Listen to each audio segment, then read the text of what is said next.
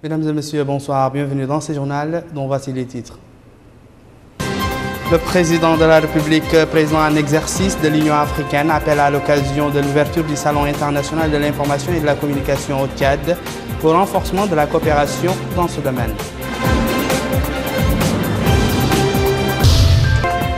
Au cours d'une entrevue, les présidents mauritaniens et tchadiens passent en revue la situation dans la zone sahélo-saharienne.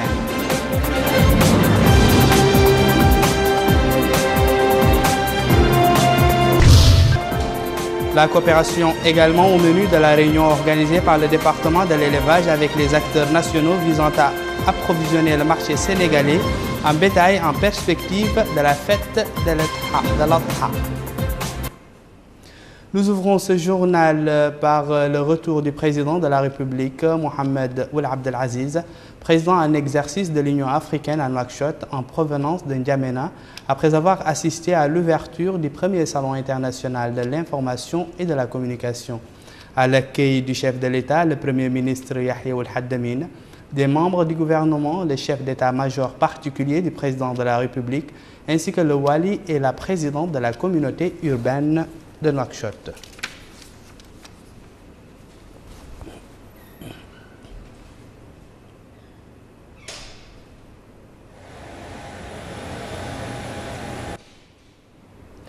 Les travaux du Salon international de l'information et de la communication avaient démarré aujourd'hui à N'Djamena, au Tchad, en présence du président de la République, Mohamed Ould Abdel Aziz, président en exercice de l'Union africaine, aux côtés de ses homologues du Tchad, du Nigeria et d'importantes autres personnalités. L'occasion pour le président de l'Union africaine de déclarer que le premier salon des techniques de l'information et de la communication mettra fin au retard du continent dans ce domaine. Aminata Khan. Avec pour objectif de permettre aux innovateurs africains de trouver un plateau d'expression pour développer et présenter leurs projets, les travaux du premier Salon international des technologies de l'information et de la communication ont démarré ce matin à N'Djamena dans la capitale tchadienne. Placé sous le thème « Les technologies de l'information et de la communication, moteur de développement durable », ce salon est une occasion pour les leaders dans le domaine d'engager un dialogue constructif avec les décideurs.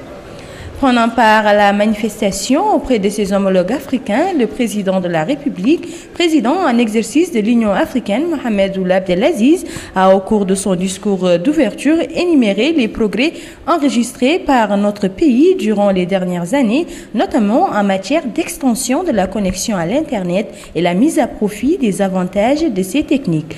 Le président de la République a également indiqué que la promotion des techniques de l'information et de la communication constitue l'une des priorités de l'Union africaine visant le bien-être des peuples africains, évoquant plusieurs programmes lancés dans ce cadre à l'image de la mise en place d'une stratégie pour la décennie 2013-2023 et l'approbation d'une convention pour la sécurité de l'Internet et la protection des données personnelles, en plus de la création des points d'échange de l'Internet au niveau des pays africains. Le président tchadien a déclaré en substance: le monde est devenu aujourd'hui un village planétaire et tous les États sont interdépendants, condamnés à vivre ensemble et à travailler en synergie pour un monde meilleur. Ce premier salon international d'éthique est l'occasion pour le Tchad de partager avec ses partenaires sa vision pour faire du Tchad un hub mondial d'éthique. Ce méga projet panafricain de radio et télévision numérique terrestre, conçu par et pour les Africains, constituera la part active du Tchad dans la mise en œuvre d'un programme du NEPAD qui privilégie la production des informations de sources crédibles, vérifiables et vérifiées, soutenues par des images réelles et positives d'une Afrique qui bouge. La cérémonie a également connu d'autres interventions, notamment celle du président nigérien, du maire de N'Djamena, du président du comité d'organisation et plusieurs autres personnalités ayant pris part à la cérémonie. La rencontre de N'Djamena a donné également l'opportunité au président de la République et à son homologue tchadien Idriss Déby Itno de discuter de la coopération entre les deux pays ainsi que de la situation dans la zone sahélo-saharienne.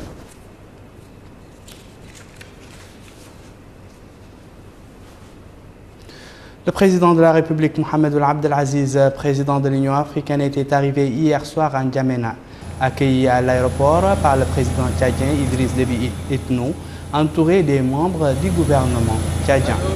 Je vous laisse découvrir avec moi ces images de l'accueil du chef de l'État.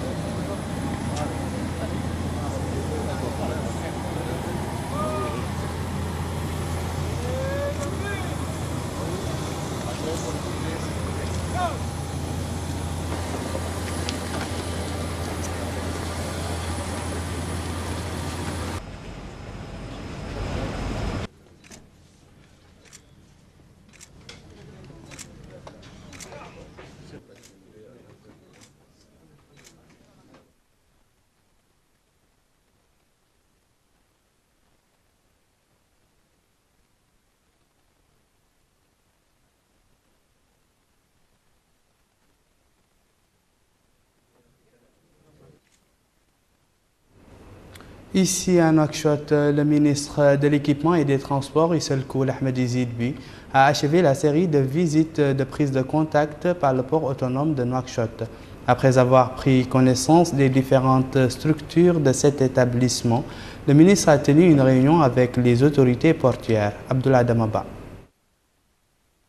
Le ministre de l'Équipement et des Transports, Dr Issel Koul Ahmed Izidbi, s'est rendu au niveau du port autonome de Nouakchott, dit port de l'Amitié. Cette visite rentre dans le cadre des activités de prise de contact du ministre de l'Équipement et des Transports. C'est ainsi que le ministre a suivi une explication détaillée sur les prestations et le rôle du port autonome de Nouakchott. Le directeur général de cette structure a fait un exposé sur la situation qui prévaut au niveau du port autonome de Nouakchott. Il est revenu sur les perspectives d'avenir ainsi que les voies et moyens en vue de renforcer et de consolider l'apport de la structure qu'il dirige.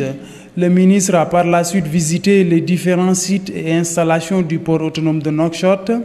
À la fin de sa visite, il a tenu une réunion au cours de laquelle il a exhorté le personnel à se mettre au travail et à une bonne prestation de service, ce qui est en droite ligne avec les directives et orientations du président de la République à ce nouveau gouvernement. Je vous le disais dans les titres, une réunion convoquée par le département de l'élevage a réuni ce matin à la Chambre de commerce les acteurs nationaux opérant dans le secteur de l'élevage avec la ministre de ce département et son homologue du Sénégal. Objectif, discuter des voies et moyens permettant d'approvisionner à partir de notre pays le marché sénégalais en bétail. Abdelrahman Hamadan. L'approvisionnement des marchés sénégalais en matière de sacrifices pendant la prochaine fête des sacrifices ou Eid al-Adha était l'ordre du jour de cette réunion entre la ministre de l'Élevage et son homologue sénégalaise tenue aujourd'hui à la Chambre de commerce à Nouakchott.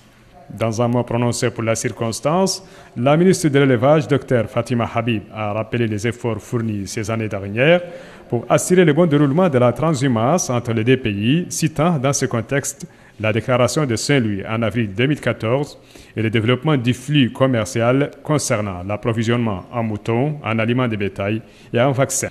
Cette concertation périodique, a ajouté la ministre, sera renforcée lors de la prochaine réunion sur la transhumance qui aura lieu à Rosso dans les prochains jours sous l'autorité des wali et gouverneurs, avec la participation de tous les acteurs concernés et qui envisagent de déterminer des mesures idoines pour une meilleure planification et un déroulement satisfaisant de cette activité. La fête des sacrifices revêt une importance religieuse et sociale chez les Sénégalais, qui consomment une quantité de moutons plus élevée par rapport à la production sénégalaise. Un déficit que les autorités sénégalaises comptent combler à partir de la Mauritanie. Pour la Tabaski de cette année, les besoins pour les achats de moutons sur les différents marchés de notre pays ont été évalués à 742 000 moutons, dont 253 000 pour la seule région de Dakar.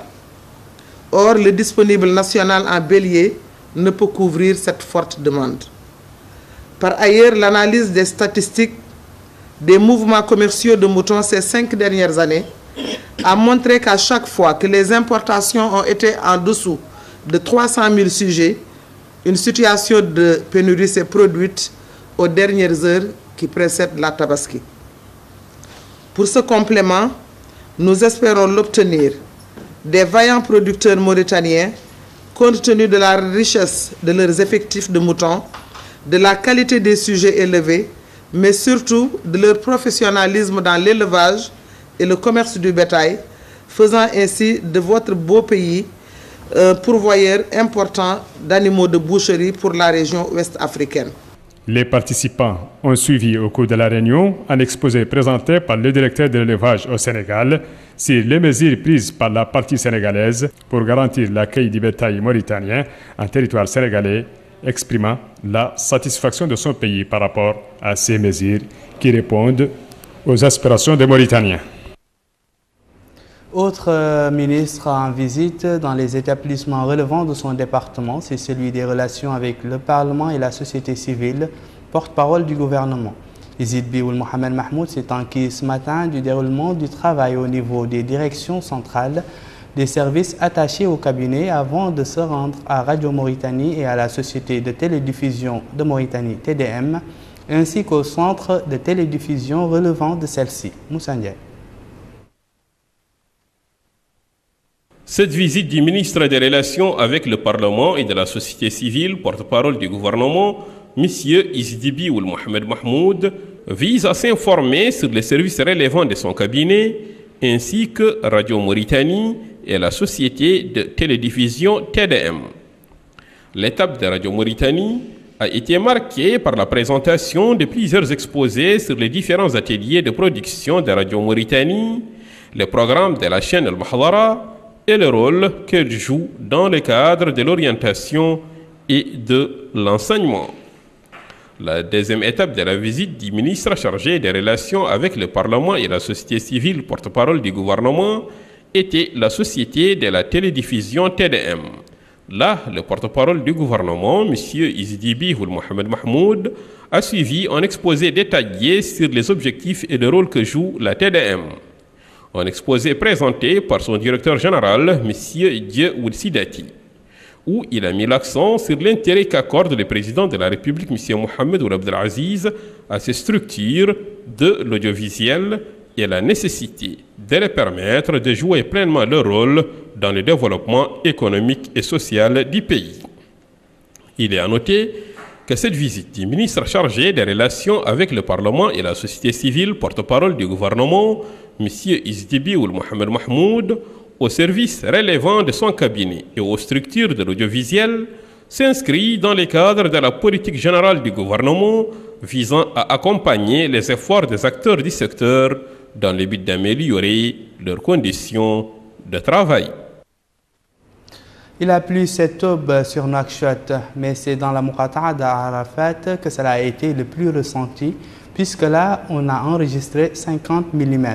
Du coup, les populations de cette Muqata'a se sont retrouvées les pieds dans l'eau, ce qui a perturbé la fluidité de la circulation piétonne et automobile. La mairie d'Arafat et les services de l'Office national d'assainissement ont dû louer des citernes pour libérer les avenues submergées. Babacar Ndiaye. Arafat complètement submergé par des mares d'eau qui s'étalent à perte de vue. Voilà le spectacle laissé par les pluies diluviennes tombées dans la nuit de lundi à mardi. Les plus importantes enregistrées par la Moukata depuis le début de la saison des pluies.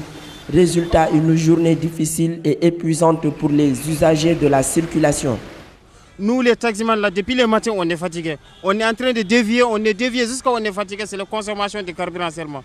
Et là où tu as dépassé, tu vas trouver là où tu as passé, tu vas trouver c'est plein de l'eau. Donc on est fatigué. Ce qu'on veut maintenant, vous n'avez qu'à nous aider.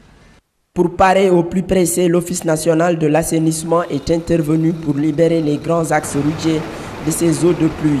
Dans cette opération menée en coordination avec la mairie d'Arafat, plus de 7 camions-citernes ont été mobilisés pour pomper l'eau.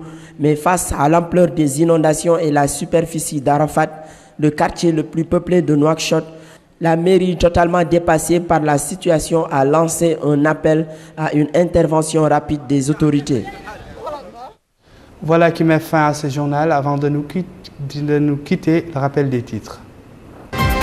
Le président de la République, président en exercice de l'Union africaine, appelle à l'occasion de l'ouverture du Salon international de l'information et de la communication au Tchad au renforcement de la coopération dans ce domaine. Au cours d'une entrevue, les présidents mauritaniens et tchadiens passent en revue la situation dans la zone sahélo-saharienne.